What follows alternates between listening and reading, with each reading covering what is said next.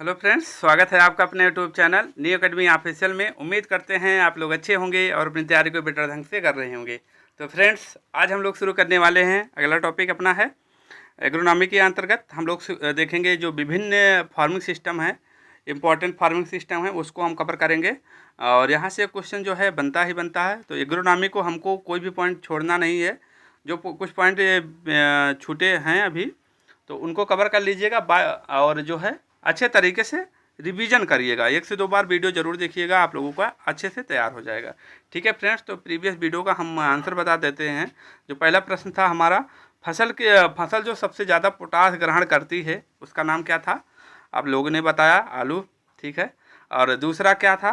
दूसरा प्रश्न था बरखा किस्म बरखा किस फस अ, किस अ, किस अ, किस किसकी किस्म है?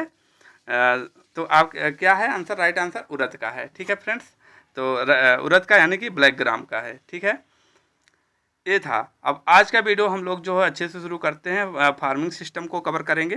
और वीडियो में आप लोग लास्ट तक बने रहिएगा। वीडियो को 1 से 2 बार ज़रूर देखिएगा। और एक छोटी सी रिक्वेस्ट रहती है आप लोगों से हमेशा की तरह कि चैनल पे नए हैं तो चैनल को ज़रूर सब्सक्राइब करें, वीडियो को शेयर ज़रूर करें। ठीक है, आइए हम लोग फ्रेंड्स शुरू करते हैं इसको। इसमें देखते हैं पहला क्या है, ड्राई लैंड एग्रीकल्चर। क्वेश्चन पूछा जाता है ड्राई लैंड एग्रीकल्चर के बारे में, तो आप लोगों को ध्यान देना है क्या है ड्राई लैंड एग्रीकल्चर। शुष्क भूमि कृषि का अभिप्राय, यानी कि शुष्क भूमि यानी ड्राई मतलब शुष्क, और लैंड कृषि मतलब शुष्क भूमि कृषि का अभिप्राय है, मतलब इसका मतलब है पूरी तरह से वर्षा पर आधारित स्थिति में फसलों की खेती करने से है। यानी कि पूरी तरह जो है वर्षा पर आधारित होती है ड्राई लैंड एग्रीकल्चर। ठीक है। भारत में लगभग कितने प्रतिशत पर जो है क्षेत्रफल पर है शुष्क खेती की जाती है? तो आप बताएंगे 60% पर भारत में जो है 60% क्षेत्रफल पर शुष्क खेती की जाती है, जिससे कुल फसल उत्पादक की बात करता है कितना होता है? 40% उत्पादन होता है। आप लोगों को ध्यान देना है, ये विभिन्न प्रकार से वर्गीकृत किया गया है। ड्राई लैंड एग्रीकल्चर जो है विभिन्न प्रकार की वर्गीकृत किया गया है। अब इसमें हम देखते हैं पहले नंबर पे क्या आता है, शुष्क खेती आता है, ड्राई फार्मिंग आता है। देखिए दोनों, अब ड्राई लैंड एक होता है ड्राई लैंड फार्मिंग होता है, एक ड्राई फार्मिंग होता है। तो इन सब चीज़ों को आप ध्यान में रख कर जो है चीज़ों को सुनिएगा, देखिएगा 1 से 2 बार जरूर वीडियो को। ठीक है, अब हम बात करते हैं ड्राई फार्मिंग की बात करते हैं। इसकी देखिए ड्राई फार्मिंग की बात करते हैं, इसके बाद ड्राई लैंड फार्मिंग की बात करते हैं। दोनों में क्या बेसिक अंतर है इसको आप लोग ध्यान दीजिएगा। ठीक है, ड्राई फार्मिंग यानी कि शुष्क खेती क्या है? तो ऐसे क्षेत्रों में फसलों की खेती करना जहां औसत वार्षिक वर्षा जो होती है कितना होती है तो 750 mm होती है। ठीक है, 750 mm से कम होती है। ठीक है, तो उसे क्या कहा जाता है? उसे ड्राई फार्मिंग कहा जाता है। और यही साथ में हम देखते हैं ड्राई लैंड फार्मिंग किसे कहा जाता है? जिस क्षेत्रों में वार्षिक वर्षा 750 mm से अधिक हो, लेकिन 1150, आप इस तरीके से याद रखेंगे, 1150 mm तक हो, उसे क्या कहा जाता है? ड्राई लैंड फार्मिंग कहा जाता है। फ्रेंड्स, आप इस फार्मिंग सिस्टम से आपको क्या ध्यान देना है? पहला पॉइंट देखना है। आप कहीं भी प्रीवियस ईयर उठा के देखेंगे तो ये ज़रूर पूछा गया है। ठीक है, ड्राई लैंड फार्मिंग। ठीक, दोनों पॉइंट को आप लोगों को ध्यान देना है। यह जो है फसल अवधि के दौरान लंबे समय तक सूखा रहने के कारण फसल खराब होना सबसे आम बात है यहाँ। ठीक है, शुष्क क्षेत्रों में नमी संरक्षण की मदद के लिए शुष्क खेती की जाती है। ठीक है, इन क्षेत्रों में वैकल्पिक भूमि उपयोगी प्रणाली का सुझाव दिया जाता है। ठीक है, कि आप इसके एक विकल्प में और कोई फसल जो है कर रहे हैं। ठीक है, ये हो गया। अब आपने देखा इसको देख लेते हैं इसी के साथ में उन क्षेत्रों में जो खेती की जाती है जिन्हें शुष्क भूमि कहा जाता है। ठीक है, ये पॉइंट है। इसे शुष्क भूमि कृषि या बरानी खेती भी कहा जाता है। इस पॉइंट को भी ध्यान रखिएगा, अदर नामों से भी पूछ सकता है। तो आपको दोनों चीज़ें ध्यान रखना है। 50 mm से कम वर्षा हो तो उसे ड्राई फार्मिंग कहते हैं। 750 mm से अधिक लेकिन 1150 mm से कम हो उसे क्या कहा जाता है, ड्राई लैंड फार्मिंग कहा जाता है। दोनों पॉइंट को आप लोगों को ध्यान देना है। आगे और कहते हैं इसको और नामों से भी जाना जाता है, ठीक है, इसको ध्यान देना। उपलब्ध मिट्टी की सीमित नमी को संरक्षित करना आर्द्र शुष्क या शुष्क क्षेत्रों में खेती के लिए बहुत महत्वपूर्ण उपाय है, ठीक है। केवल काली मिट्टी, अब हम पूछेंगे काली मिट्टी सबसे ज़्यादा किस राज्य में है, तो आप क्या बताएंगे, आप हम पहले भी पूछे हैं क्वेश्चन, तो कहाँ है, महाराष्ट्र में है। काली मिट्टी जो है किन नामों से जाना जाता है, कपासी मिट्टी के नामों से जाना जाता है, क्योंकि कपास सबसे ज़्यादा काली मिट्टी में होता है। तो इसके बाद देखिए केवल काली मिट्टी में विशेष रूप से जल निकास की आवश्यकता हो सकती है, ठीक है, जल निकास की आवश्यकता होती है। जब हम सॉइल साइंस पढ़ेंगे जल का निकास कैसे करते हैं, जल का संरक्षण कैसे करते हैं, मिट्टी का संरक्षण कैसे करते हैं, जब सिंचाई में पढ़ेंगे तो ये और बेहतर तरीके से डिटेल में समझेंगे, ठीक है। अब आते हैं वर्षा आधारित खेती, रेनफेड फार्मिंग को देखते हैं। यहाँ देखते हैं इसको, ठीक है, इसको जो है थोड़ा छोटा कर लेते हैं, एक साथ में देखना है, ठीक है। आइए देखते हैं रेनफेड फार्मिंग। आपने देखा जो है ड्राई फार्मिंग देखा, ड्राई लैंड फार्मिंग देखा। ड्राई फार्मिंग जो होता है 750 mm से जहाँ कम वर्षा होती है उसे क्या कहा जाता है, ड्राई फार्मिंग कहा जाता है। ड्राई लैंड फार्मिंग किसे कहा जाता है, जिसे जहाँ वर्षा 750 mm से अधिक लेकिन 1150 mm से यानी 1150 mm से कम हो, ऐसे जगह को क्या कहा जाता है, ड्राई लैंड फार्मिंग कहा जाता है। अब आते हैं रेनफेड फार्मिंग किसे कहा जाता है। ऐसे क्षेत्रों की फसलों की खेती करना जहां वर्षा 750 से अधिक हो। देखो अब तीनों आप यही पूछा जाता है, 750 mm से जहां अधिक हो तो वहां कौन सा है, रेनफेड फार्मिंग होता है। 750 से कम हो तो आप ड्राई लैंड फार्मिंग बताएंगे, और 750 से क्या बताएंगे, कम है बताएंगे, क्या बताएंगे, रेनफेड फार्मिंग बताएंगे। तीनों को आप लोगों को साथ में, आई होप आप लोगों को तैयार हो गया होगा। आइए और पॉइंट देखते हैं। यहाँ खेती आर्द्र ह्यूमिड क्षेत्रों में की जाती है, ठीक है। अब यहाँ देखते हैं, देखिए अवे हो गया कितना mm वर्षा हो, और ड्राई लैंड फार्मिंग और रेनफेड फार्मिंग, ठीक है, इसको दिया गया है। आप देखिए क्वेश्चन दिया गया है। अब देखो फसल में नमी की उपलब्धता क्या है। देखिए ड्राई लैंड फार्मिंग में कमी है वाष्पोत्सर्जन वर्षा, ठीक है, ये है। और रेनफेड फार्मिंग में आप देख रहे हैं, तो इसको आप इसी तरीके से आप इसको देख लीजिएगा अच्छे तरीके से। ये जो है देखिए बाधाएं क्या क्या आती हैं, वायु एवं जल संरक्षण ड्राई लैंड में बाधाएं आती हैं, और रेनफेड फार्मिंग में क्या बाधाएं आती हैं, केवल जल संरक्षण की बाधाएं आती हैं। आपने इसको देखा। अब आते हैं दूसरा पॉइंट की ओर बढ़ते हैं हम लोग। दूसरा पॉइंट क्या कहता है, इसको देखते हैं। शस्य जलवायु क्षेत्र योजना, एग्रो क्लाइमेट रीजनल प्लानिंग, इसको देखना है। यह योजना आयोग द्वारा 7वीं पंचवर्षीय योजना के तहत 1988 में शुरू की गई। अब पूछा जा सकता है एग्रो क्लाइमेट रीजनल प्लानिंग कब, किस योजना में शुरू किया गया, किस पंचवर्षीय योजना, तो 7वीं पंचवर्षीय योजना में शुरू की गई। संतुलित क्षेत्रीय विकास के लिए कृषि जलवायु कारकों के आधार पर क्षेत्रीय योजना लागू की गई। इस योजना आयोग का अध्यक्ष जो है भारत का प्रधानमंत्री होता है। योजना आयोग का वर्ष जो है 2015 से नाम इसका बदल करके क्या कर दिया है, नीति आयोग कर दिया गया। इसका फुल फॉर्म क्या है, national institute for transforming India, 2015 से कर दिया गया है, ठीक है। तो आप इसको ध्यान देना, नीति का फुल फॉर्म देखना है, इसका अध्यक्ष कौन होता है और कब लागू किया गया है, तो इतना पॉइंट आपको ध्यान देना है। किस में लागू किया गया, किस पंचवर्षीय योजना में, तो 7वीं पंचवर्षीय योजना में लागू किया गया है। आइए आगे बढ़ते हैं हम लोग। एग्रो क्लाइमेट जोन, इसको देखते हैं। एग्रो क्लाइमेट जोन के बारे में देखते हैं हम लोग, ठीक है। एग्रो क्लाइमेट जोन को देखते हैं। चलिए एग्रो क्लाइमेट जोन को देखते हैं, ठीक। कृषि जलवायु खंडों को कृषि विशेषताओं जैसे वर्षा हुआ, तापमान हुआ, मिट्टी हुआ, स्थलाकृत हुआ, जल संसाधन, फसल प्रणाली हुआ, में समरूपता के मापदंडों के आधार पर वर्गीकृत किया गया है।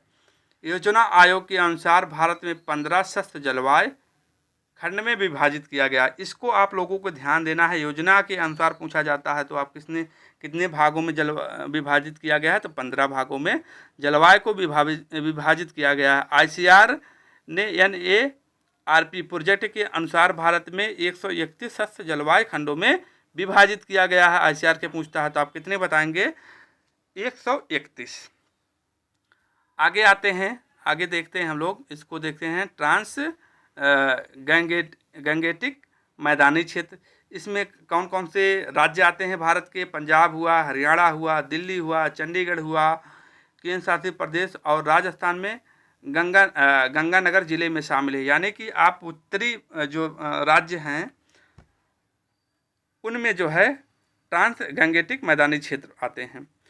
इन खंड के अधिकतम सिंचित क्षेत्र, अधिकतम शुद्ध बोया गया क्षेत्र, उच्च फसल की सघनता एवं अधिकतम भूजल उपयोग शामिल है। इसको देखना है।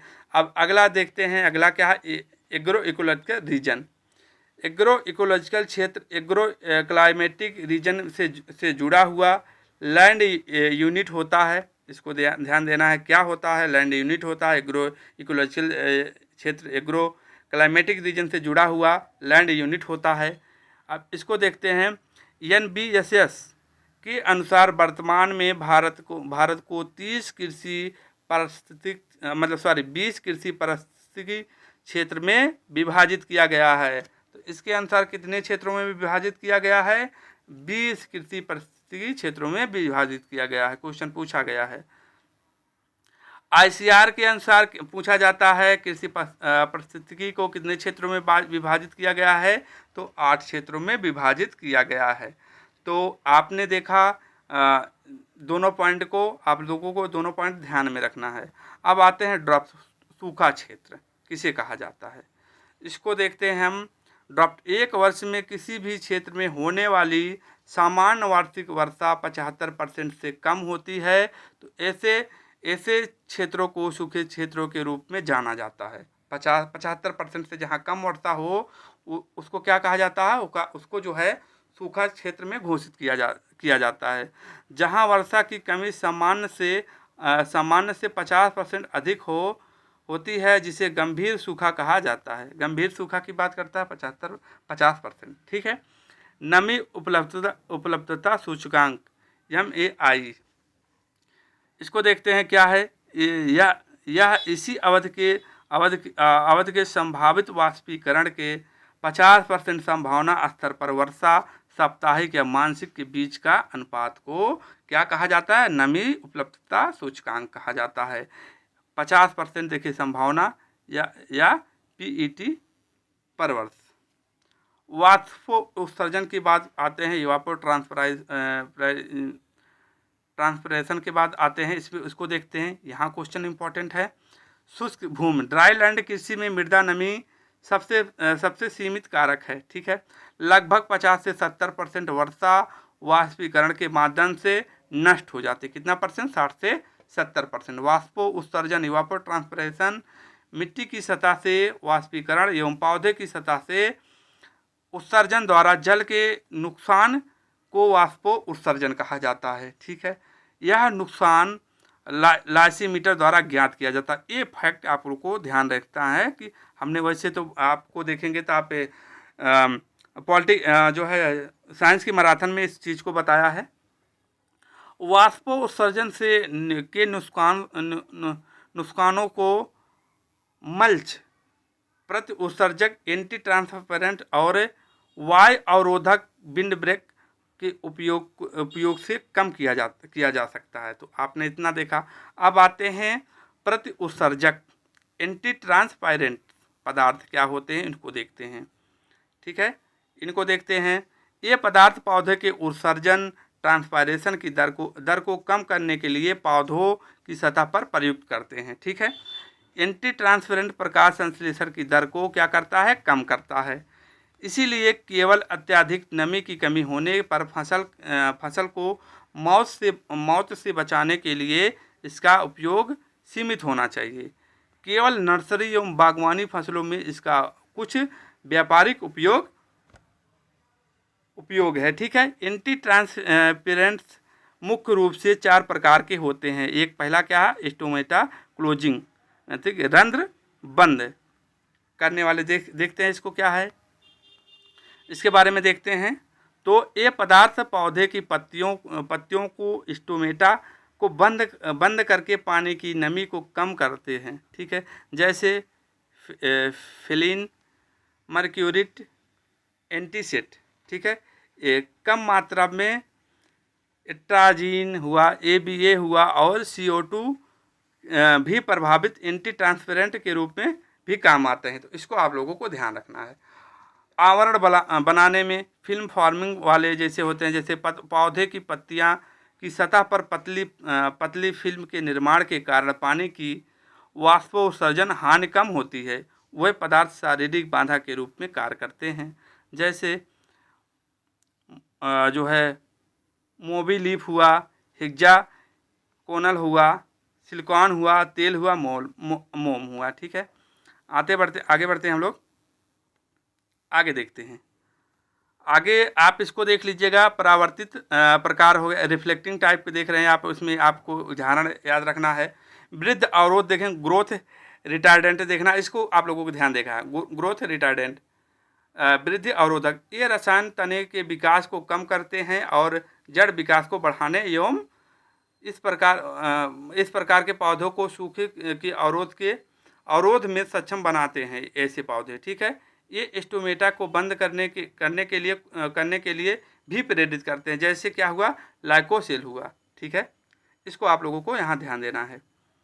ठीक है। आगे बढ़ते हैं, हम इस पॉइंट की ओर बढ़ते हैं।